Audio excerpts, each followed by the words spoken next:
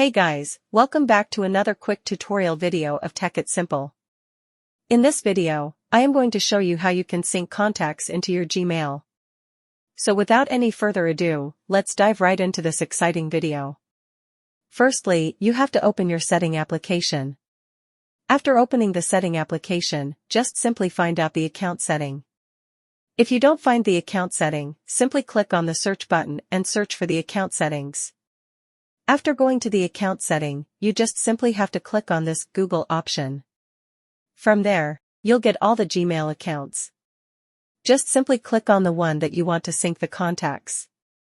After entering the email, you can see the Sync Calendar, Sync Contacts, and Sync Gmail options. Just simply open this toggle for Sync Contacts option and now your contacts will be successfully synced. You can also do that by clicking on the Sync Now button at the bottom. I hope this video was helpful for you. If yes, don't forget to like, share, and subscribe to the channel to never miss another update from the channel. Thank you for watching the video.